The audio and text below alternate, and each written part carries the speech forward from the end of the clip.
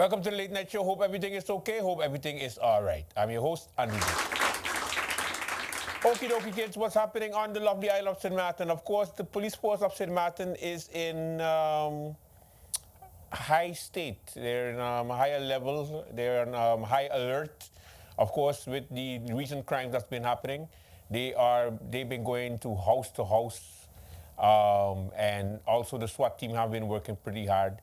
They put out a video basically on Wednesday showcasing them going in, picking up a suspect that allegedly took part in some crime that took place over this past week. Now, of course, the Minister of Justice, Natalie Taklin, made a statement whereby she again warned those that responsible for crime on St. Martin that there is nowhere to hide. Take a look. So I know that there's a lot of public concern about what's been going on the island. So I wanted to take this moment today to update you on actual results that we've achieved so far this week.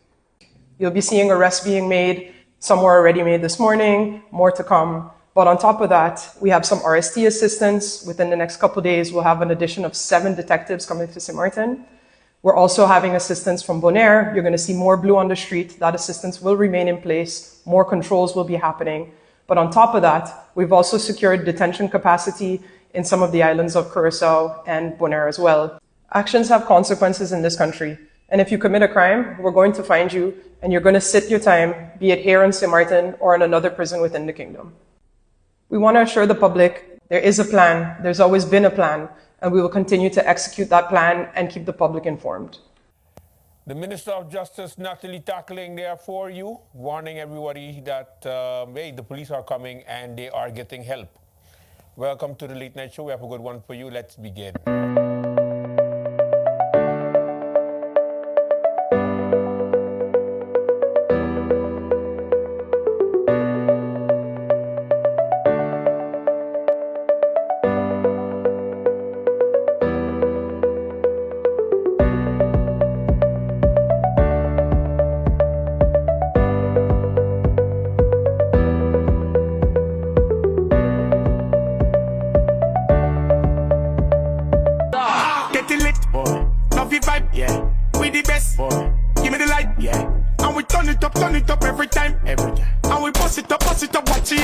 Ha!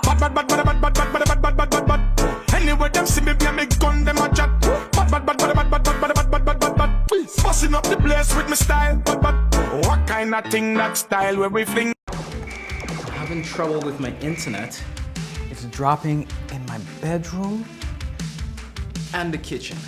Problem in your internet is your Wi-Fi. You see, things like the size of your house, the building materials you use, like concrete walls, whether you have multiple floors. And let's not forget the distance between your modem and your devices, like your computer, your phone, TV. All these have an effect on the quality and the strength of your Wi-Fi. How do you know this stuff? You need to check Telem. They have mesh devices that allow you to create your own smart Wi-Fi network to cover your entire home. It's a few small devices working together like a team to cover your entire house with strong Wi-Fi signal. Super easy. Here, I get one from Telem today.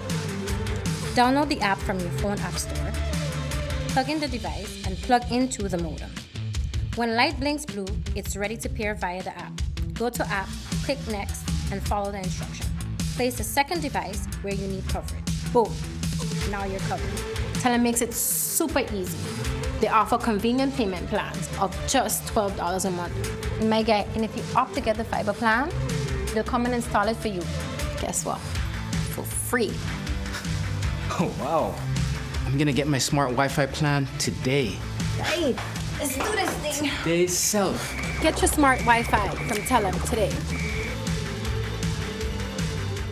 All right, welcome back. Now, during the Council of Ministers press briefing on Wednesday, the sole minister was present. Only one minister was present, and that's the Minister of Romy, Patrice Gomes. And, of course, he was questioned by the media. It was a sight, I must say. You know, only one minister present during the Council of Ministers press briefing, but there was one minister, so let's go to that. Members of the media, those viewing and listening via the various means, good morning. A few very short statements this morning from my side. regarding housing. In conjunction with this morning's press release regarding the purchase of Belvedere remainder, I am pleased to announce the finalization of the National Housing Policy, as well as the creation of the committee to support the realization of the Mortgage Guarantee Fund. Within the coming days, more information will be released on how both the policy and the fund will support the realization of our national housing goals. Regarding the General Audit Chamber report, I want to address some statements made in the media regarding the General Audit Chamber's report on permits. Allow me to indicate that the report examined the period 2020 to 2024. As such, the investigation does not formally cover my mandate, though a number of the issues, of course, persist. The Audit Chamber presented me with their report in the week of November 24th, and in a press release of the 27th, I reported on my meeting and my response to the recommendations on what we are doing to address their findings. This was followed up with a letter to the Chamber reiterating my plans to address these and what we have been proactively doing over the course of this year. I will, of course, for the sake of transparency, be republishing and resharing these recommendations to the public. And finally, a bit of housekeeping. A friendly reminder of tonight's public consultation on the St. Martin Wastewater Treatment Project at Belvedere Community Center from 6 to 9 p.m.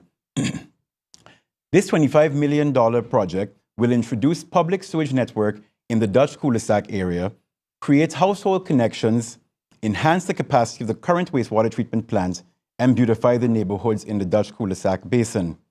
The public is encouraged to come out and hear about the government vision for wastewater treatment and how the project will help support the realization of this vision. And finally, throughout the course of this week, government will of course continue with the scheduled road works. Of course, noting the weather, there will of course be slight delays. Works continue in the next coming days on Billy Folly Road and throughout the country on road patches. End of my statements, and I look forward to the questions of the media. Thank you very much. Thank you, Minister Gums, for your opening remarks. If you've just joined us, you're watching the live Council of Ministers press briefing for today, Wednesday, December 10th, 2025. Thank you for joining us. As we only have Minister Gums here, we will proceed to the question and answer session. And Bibi Hatsha of SMA News, you have the floor. Thank you, Relika. Good morning, colleagues. Good morning, Minister. I want to take it from your statement on the consultation tonight with regarding the wastewater project for the cul-de-sac basin. As a clarification there, I'd like for you to tell me if the ministry has the capacity to handle the project. While I do understand that this is a much needed project, I want to know if the ministry in its current status has the capacity to handle such a project. Minister, also, just in October, I believe it is, in October, the entire cul-de-sac basin was flooded. What measures are you taking or plan to implement to curb the flooding, considering, like I said, the October flooding? Yeah. Thank you very much, Bibi. The first question regarding the capacity of the ministry to handle the project, I think one of the great things about the ministry is that we've done sewage projects before. One of the challenges I think we faced in the past is oversight and proper management of the projects. So one of the key benefits of having the World Bank and the structures in place is that that monitoring mechanism will be strengthened. Regarding the capacity in-house, I think one of the things that I'm very proud of is that in-house we do have a lot of experts on sewage water treatment. In the NRPB as well, we have one of the, also a very strong expertise within the NRPB team on this project as well. And of course, all the different work outside of the management and the theory of the project, which happens between the VROMI and NRPB, that's being done by a third-party construction company contractor. So I'm very confident that this project will be a success. One, because we do have a lot of local expertise on sewage water, and we do have the capacity within the construction area to have this executed. One thing about this project is that it was meant to kick off towards the end of last year. We actually kicked off only in April due to some different challenges. And thus far, it has rapidly advanced to the point that we are looking at an intervention starting at the beginning of at the end of next year, with a wrap-up time of 18 months. So it's very successful thus far. Regarding water drainage in the cul-de-sac area, indeed, I think it's one of those things that I've been speaking about since becoming minister, sustainable development. And everybody thinks sustainable development means that, you don't want to see things growing. Actually, what sustainable development means is you consider things like drainage in your communities when you build. We know very well that the amount of drainage capacity we have in those areas is limited. We're also looking at, within the same project, how at the same time when we're going to be digging into the road and making the intervention for sewage lines, how we can actually improve the capacity of the drainage system in that area as well. Thank you, Minister. Thank you, Bibi. I would now like to invite Emil Lee of Island Nature Radio. You have the floor. Good morning, Minister. Traffic. It has become horrible at all hours of the day now. I do see that there's plans from the ministry to repair potholes. Beyond that, on the short term, I understand the long-term discussions that you elaborated on in previous press conferences. In terms of other short-term actions to alleviate traffic, what measures is the ministry thinking about? So there's several. I mean, we've had this where we mentioned before the need to actually limit the amount of things, for example, of left turns. What you see happening is that a number of persons, for example, we are now in the final stages of the purchasing of signage that's going to limit, actually control where you're not allowed to actually make certain turns, which cause bottlenecks. That's a major issue. Also, when it comes to the building code, it's more long term, but what you look at is that in the future, how you look at things like, for example, filter lanes. If you observe what happens on Pondville and particularly Simpson Bay Road, a lot of traffic comes from traffic backing up onto the road. That's more medium to long term. In the short term, I think you have to look at it from the point of view of you have to regulate how traffic flows. So one, signage is really important. Two, the fixing of the roads, obviously, because cars do slow down over time. But a lot of these are quick fixes that are because of the fact that you don't have a more strategic long-term plan. I think everybody is very much looking at low-hanging fruit. What can be done now? The reality is that until you look at, one, new infrastructure, you look at controlling the import of cars, you also look at, for example, new infrastructure as a whole, you're going to have this problem regardless. For example, you put police officers in certain areas to direct traffic. That happened as well last week. Short-term fixes. These short-term fixes, 3 hours, the problem comes back over time. So while it's very nice to have the short-term fixes for now, the reality is we're in the peak of high season. We have 6 to 8 cruise ships every single day on 37 square miles. The infrastructure can't handle it. So while I do recognize that the traffic is an impact to quality of life and the economy, the reality is we have to make some tough decisions that are going to be long-term. So yes, the short-term fixes of proper road signage and police will come. But collectively, we have to address ourselves and recognize from TEAT's side is a whole transportation review. How many buses are on the road? If we want to curb how many cars we import, we have to have a proper bus system as well. So it is a very much a long-term trajectory in how we solve the critical problem. But I do recognize and do have those 2-3 points as low-hanging fruit for the short term as well. So just a clarification, have you, for example, put hours on garbage collection so that the garbage trucks are not stopping during traffic periods? Bus stops as well. We see very often that bus stops are blocking the road to drop off and pick up passengers. Heavy construction equipment that tend to drive, perhaps limiting the hours on those types of uses. So one of the key things, and I think, and it goes back again to the message of everything I've been saying, it takes all of us. All of this is already regulated within all existing policies and laws. Certain trucks should not be driving on Link 1, for example. You see heavy construction and trailer trucks going on Link 1 and they back up traffic. It goes back to think again, we need to put signs that says those things. When it comes to, for example, garbage collection, that's why there's schedules that the hauler is supposed to put out and as well as maintain. Certain haulers in certain areas have to collect between 5 and 7 a.m. before the school rush of traffic.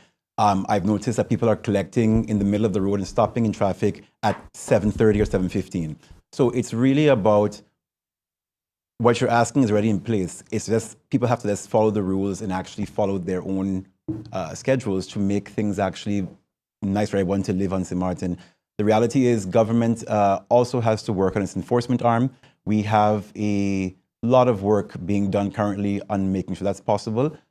Within a financial framework discussion we're having for the solid waste, we're also identified a very quick win on how we can get enforcement done. So we're working to have that mobilized in the next 2 weeks, ideally. And that will allow government to, one, enforce a lot, at least Bromley, to enforce a lot of its own rules, but also in the more long term, we're looking at making sure that government can actually enforce through a mechanism of fining. If people don't feel it in their pocket, if you just do a warning letter, no one feels anything from a warning letter, you really have to clamp down. And it's not a question about, being an aggressive or forceful government, but measures have to be taken when people continue to disrespect the rules of the land and make everybody else's life uncomfortable. Thank you, Minister. Thank you, Emil. Bibi? Minister, as a follow-up before my question, some months ago you outlined a traffic study, some of the measures in the traffic study. Which of those measures have you implemented to alleviate the current traffic? That's a follow-up to his question. My question actually is, what is the status of the complaint filed by Charlene Pompier against your Secretary General? What exactly was done? What I noticed happened the last 4 months is that Pompier has been suspended, but what happened to the complaint he filed? And if you can also tell me in the same breath, Minister, you announced that there was going to be a cemetery in the Belvedere area. Have you consulted the residents there on the implementation of a cemetery in their vicinity? Okay. Thank you. Thank you. So the first question was the low-hanging fruit. What did we do with the consultations? We very limited certain number of left turns and stops and, traffic entrances, particularly if you look at what happened on Canagita Street. One phase of it, because several phase projects. The first phase was making that a one-way to sort of stop that bottlenecking that happens by form of Lawn and Sons. What we've noticed now is that, of course, we have to improve as well going into phase 2, Manzanilla as an access road, because what you've noticed sometimes is the traffic has now bottlenecked somewhere else. There's a more comprehensive plan as well. The second thing is the left turns. With the signage that we're going to have ordered coming in, you're going to limit all the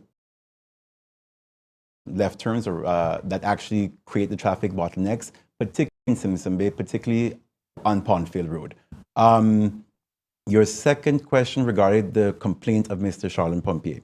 So, indeed, this was a complaint lodged by the named person against the SG, and of course there was that the procedure took place with the help of P&O, so Human Resources of Government, that led then to the suspension of Mr. Pompier. Further than that, there's an ongoing investigation, so more information I cannot give you, but of course the complaint that he lodged about the Secretary General, once investigated, led to that suspension. So in investigating what happened, that was the result, and then the investigation persists and continues now. Of course, I can't say very much besides that.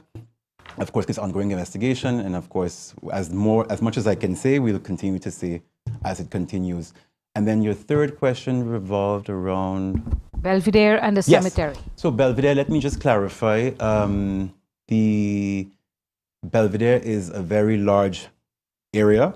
The cemetery itself is not going into the current Belvedere development, which is going to the adjacent property. So there's a distinction between Belvedere, the housing product currently exists, and what's known as Belvedere remainder. So the piece essentially from the Rockland Wall estate back to Oyster Pond Road, that's where the cemetery is going to go.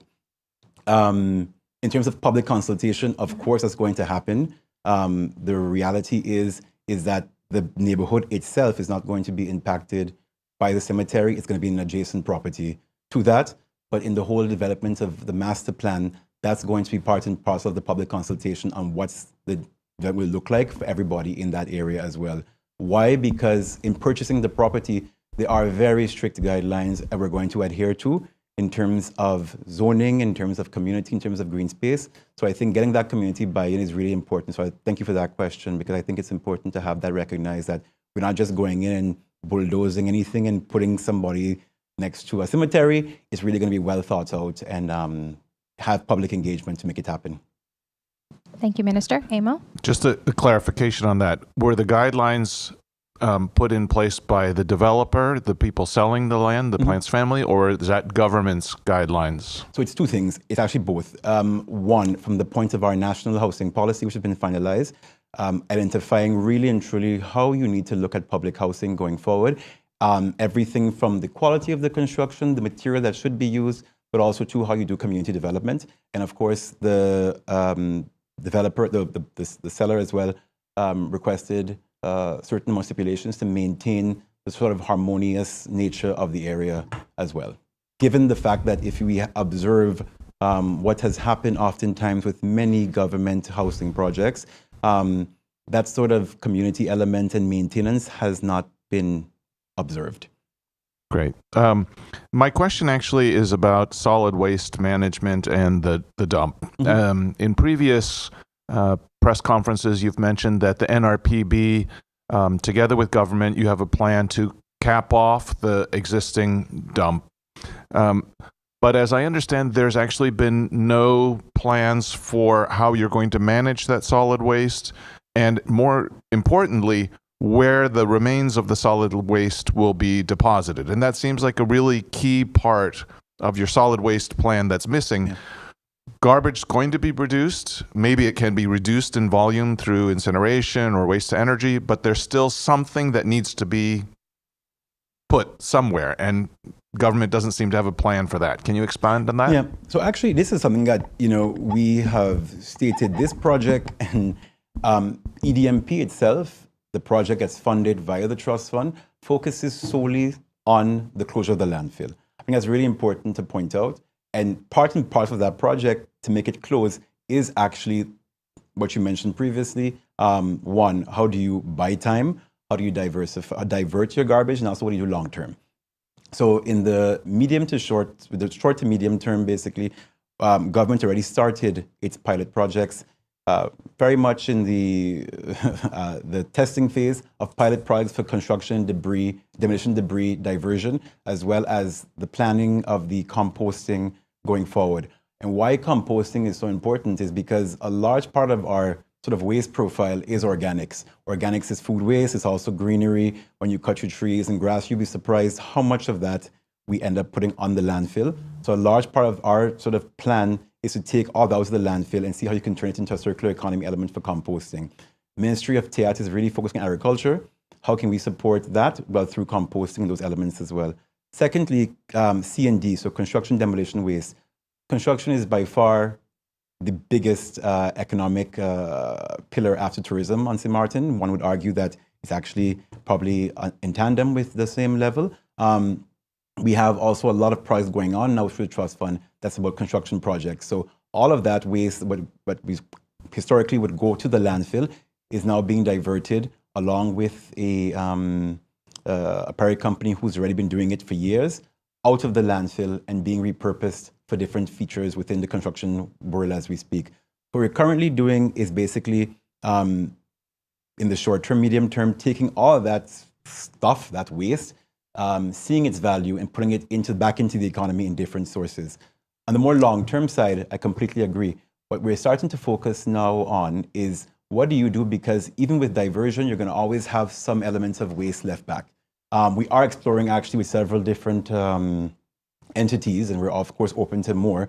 What can we do more long-term? Incineration, waste to energy. We're also having very big discussions with regional partners, the front side, St. Bart's. In May, the Prime Minister and myself were in St. Bart's, where we co-signed the zero waste, the Gustavia appeal, basically, to work together to find a solution towards collective regionally addressing waste.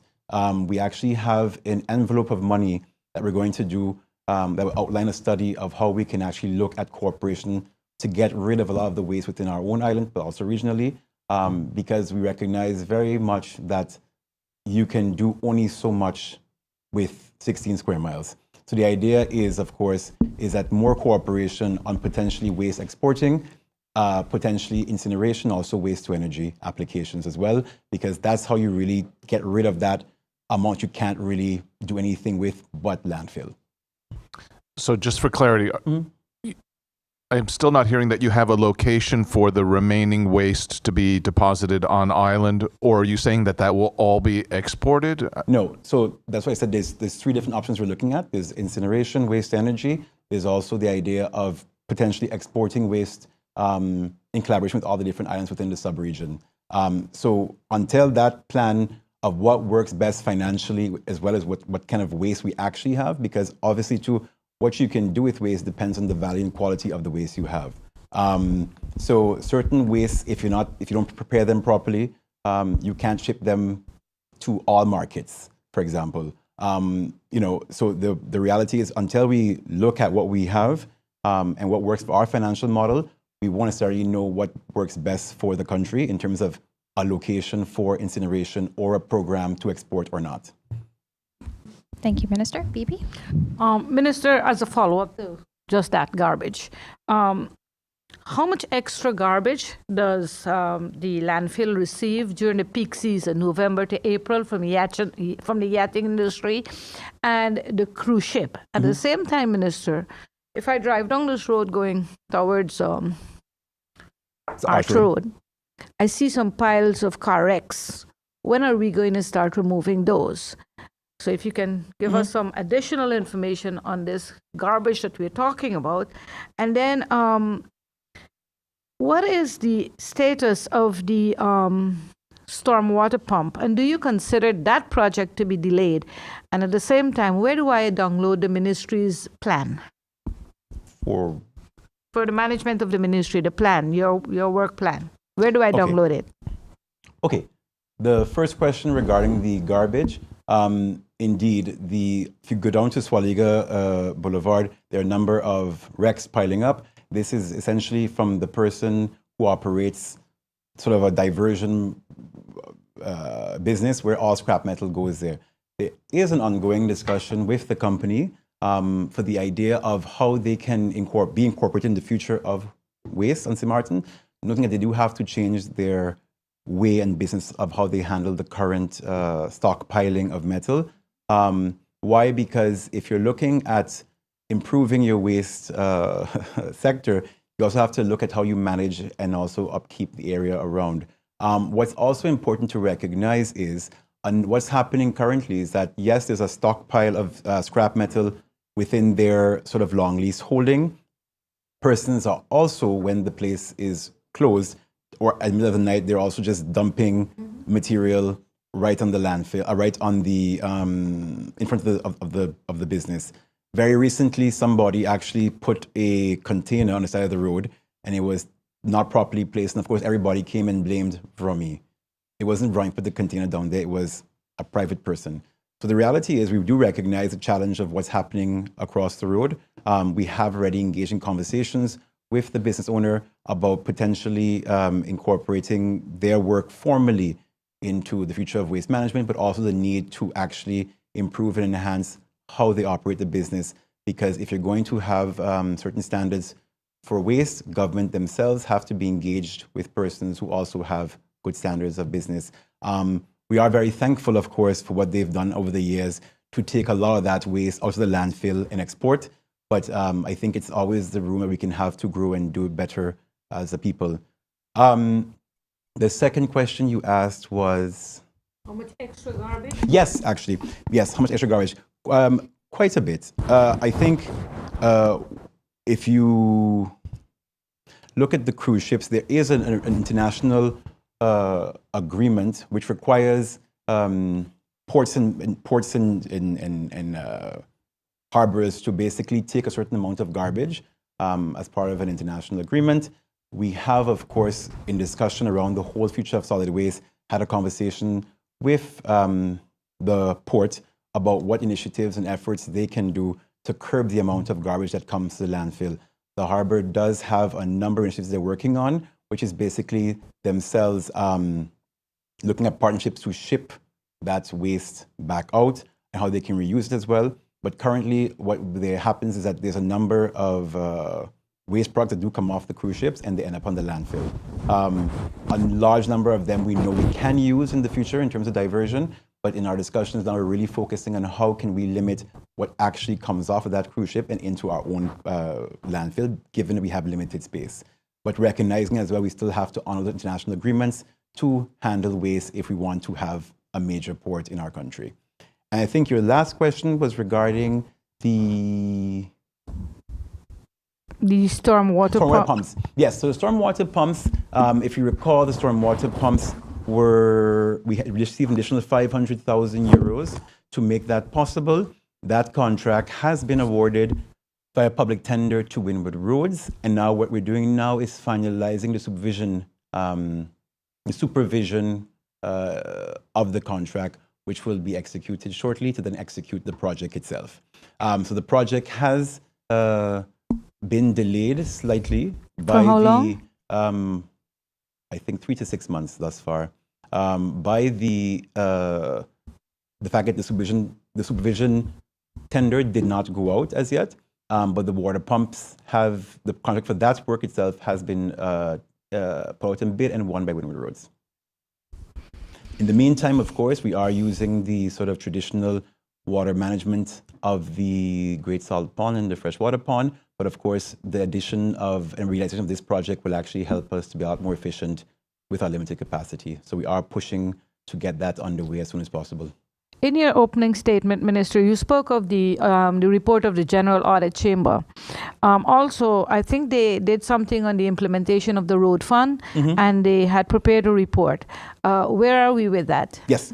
So this week, actually, I will be responding to a letter submitted by the Audit Chamber to me earlier this year about our plan. So with SOAB, we have outlined actually quite an extensive roadmap in terms of what we're going to do with the road fund. The road fund itself already exists. The problem is it's never been implemented. There are a number of legal steps that have to be taken to make it functionable. And the idea is that your road tax is actually supposed to go in by law to this road fund. It is my endeavor, actually, it's actually what I'm going to do. It's not even an endeavor. It's what I'm going to do by it's in my mandate to have this road fund recognized. The reality is that we have, by law, a large amount of money that has to go into infrastructure. That means your roads, your drainage, and your street lights. What currently happens is that that money goes into the general budget part of government, and then we struggle every year to maintain infrastructure critical for the economy and our livelihood. So with that, this government has taken the step, particularly in consultation with the General Audit Chamber. It's a reality. We've been working very closely with SOAB regarding that step plan. And of course, we have a response on the next steps to the General Audit Chamber coming this week. Just before I give it to my colleague, what I realized, Minister, I asked you about the extra garbage from that the landfill received from the cruise ship as well as the yachting. What you did is that you answered about the cruise ship, but you didn't tell me anything about the yachting industry. Also, can we receive a copy of that international agreement that you spoke of, that you said the harbor have? Because then we'll be able to see dig a deeper and see exactly what we're bargaining for. And also, Minister, the shipping companies for the containers that has to take out the scrap metal, is there a situation regarding the flooring of those containers with bamboo or something like that? The containers, the flooring of the container, the shipping container, that is there some kind of bamboo flooring that does not allow for scrap metal to be shipped?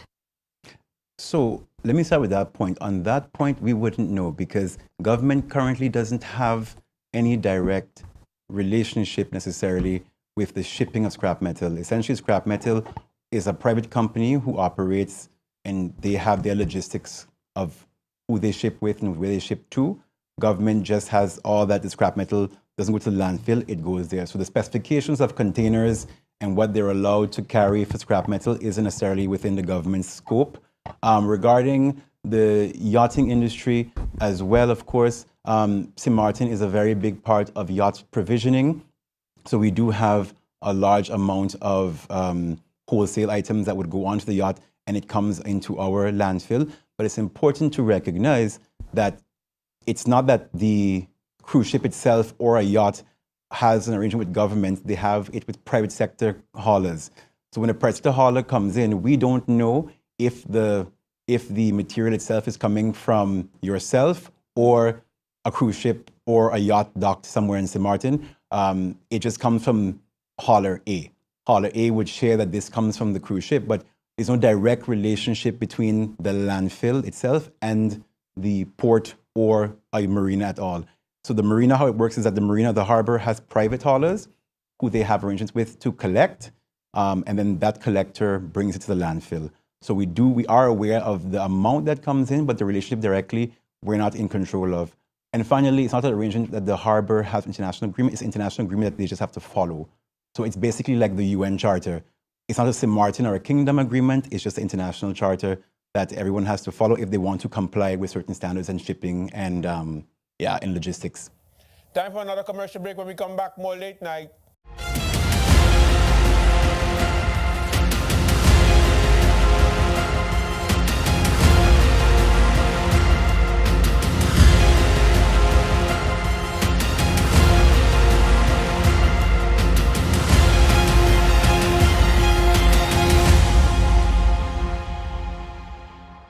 Now it's time for your throwback. Let's take a look back at what took place on the lovely island of St. Martin. All right, what's happening on the lovely island of St. Martin? Of course, it is all about the season of giving, and we continue to get the best out of this government, particularly from the independents.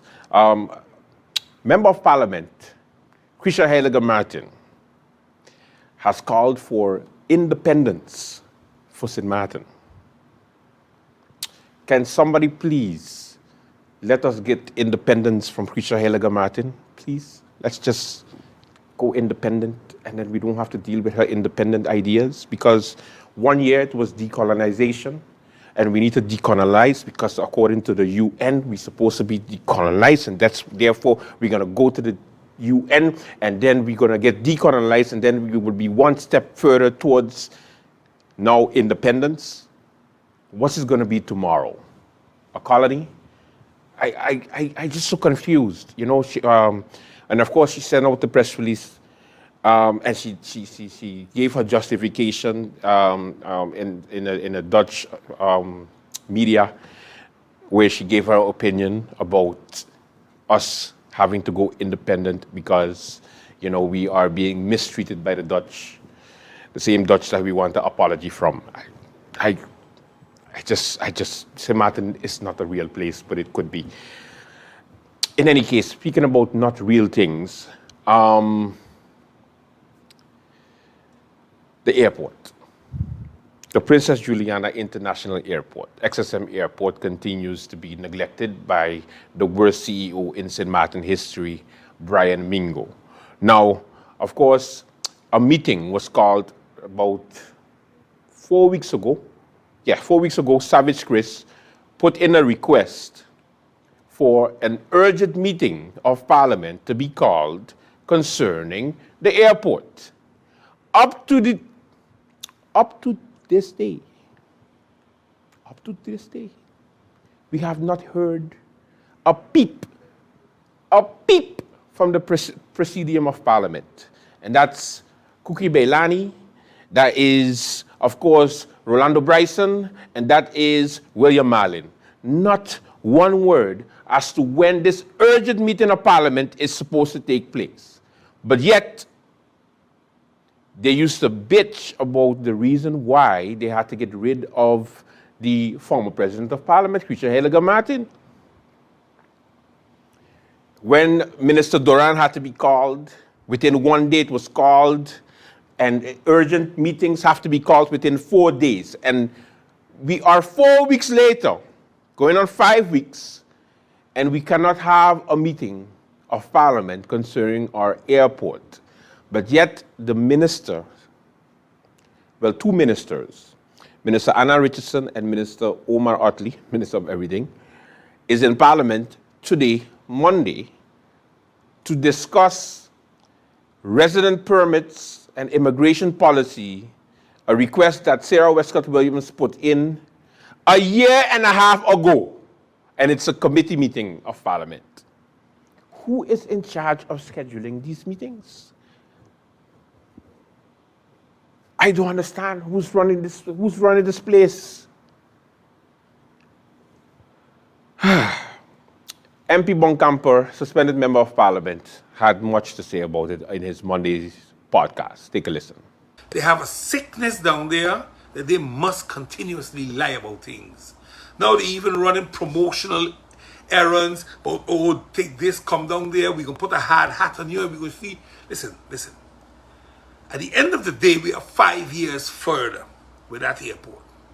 5 years. You can blame Michael Hyman, but he was moved. The people at the helm right now are there for 3 years nearly. And yet, we can't build an airport. And yet, all of those that were involved in preparing the terms of reference are the same people now working for a company telling us we got to do this paint and that paint. I mean, come on, man. Come on. Just build the airport. And if you can't do it, step aside. Leave somebody else do it. But we got to understand a few things.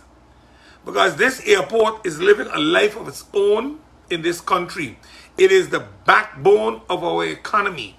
Parliament requested a meeting 1 month ago to get updates on what's happening. For whatever reason, the chairman has not honored that meeting yet. Not the former chairman, nor this chairman. So when I say the former chairman, I'm talking about MP William Allen, nor this chairman right now, MP Kuki Biliani. None of the two have honored the meeting. I checked the schedule for this month because this is the last meeting week and there is no such meeting on the roster. And the question is simple, why not? What is there that government cannot explain or answer to the public? Because the airport is becoming a second GB. Where the Prime Minister was saying one thing and an hour later the board members were screaming at her with foul language telling her she don't know what she's talking about and she's a liar. Again, at the airport now, we are getting the same nonsense. Or is it because somebody has a concession to protect them there that they ain't calling a meeting? Because this is the way we're going to start talking about it. I'm going to show the personal stake of interest so that you understand why things don't happen. Because that is the way it is going to be moving forward. I will keep it professional, but I will show the path why certain things can't happen or won't happen. Maybe then we will start getting a little more transparent. Because we talk about transparency, but we sure as hell don't show it.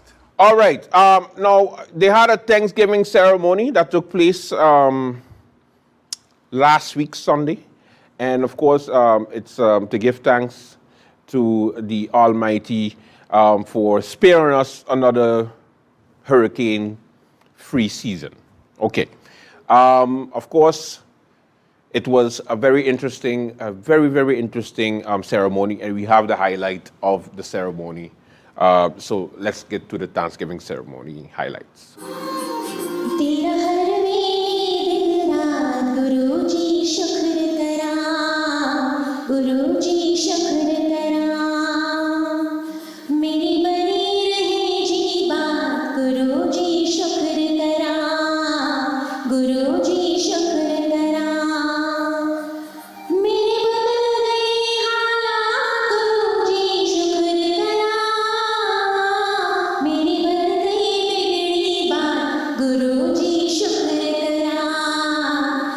Okay, so just to let you know, the Thanksgiving ceremony wasn't that only. It was just fun to do that. But it was interesting, so let me give you a real highlight. The 2022 hurricane season, without fear of undue loss or heavy infrastructural damage or the uncertainty of economic rebound, and thankfully, because we are still in recovery from 5 years ago, compounded by the pandemic and the economic downturn that followed soon after. So therefore, it is with gratitude that St. Martin is being ushered toward stiller waters in the coming months. God has blessed us with time to regroup and recuperate, and hopefully also recover, to learn from our previous experiences and to be even better prepared for the year 2023 and beyond. We, as a people, are grateful for the circumstances that we were able to celebrate unity as one island, North and South, on St. Martin Day, joined together by our different socioeconomic standards, but standing side by side, linked through the shared culture and togetherness, shared bloodlines that bind us. We are grateful that as a unified people who band together in the times of strife, who band together in times of laughter, in joy and in happiness, that we continue to persevere and progress. We are blessed by the kindness and humanity on display every single day in the manners, big and small, even with the simplest gesture of a thank you, of a good morning, neighbor, how are you? That sets us apart from all others around the world and locks us. Have mercy on us. And Jewish Jesus dismissed the cultural expectancies and responded. I want to pause to say I am thankful that Jesus responds irrespective of your culture, irrespective of your preference, irrespective of who love you, who hate you, who want to see you alive, or who wish they can kill you. Jesus loves you and Jesus will respond. And Luke 17, we are in verse 14 and 15. Jesus said to these 10 lepers, go, show thyself to thy priest. And it came to pass that as they went, they were cleansed. So they left the presence of Christ covered with leprosy. And as they journeyed to the priest, the leprosy disappeared. In other words, their skin was being restored gradually. Jesus don't need human resources to fix you.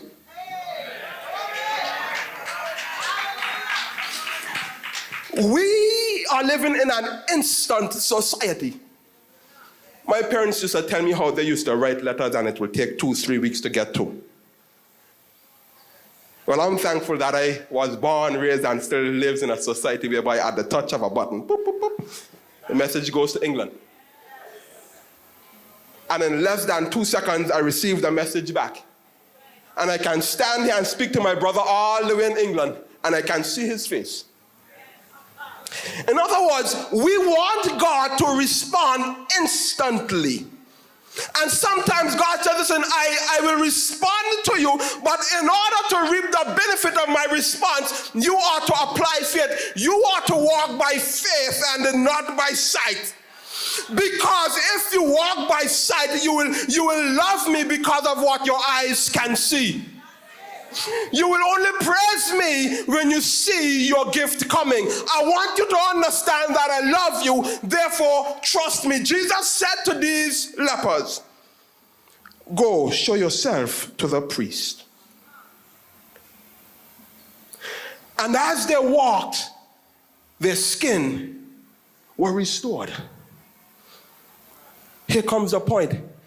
Had they not walked away from Christ's presence, they would not have been healed.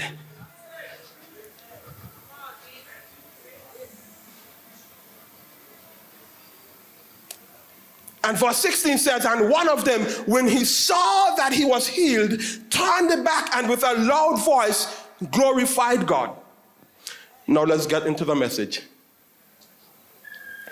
As the one recognized his healing, he returned to Jewish Jesus to acknowledge his omnipotence and to express gratitude. And verse 16 of Luke 17 says, and he fell down on his face and his feet, giving him thanks. Now the act of falling on one's face and the knees is called prostration, or to prostrate yourself. Slaves, when approaching their king, prostrated themselves and could not look directly onto the face of their king or their slave master. To look directly on the king's face or the slave master's face implied that you had the same authority as him. So the slave would approach with his head bowed, and when he got to the king's presence, he had to kneel down or prostrate himself until the king asked him to rise or look up.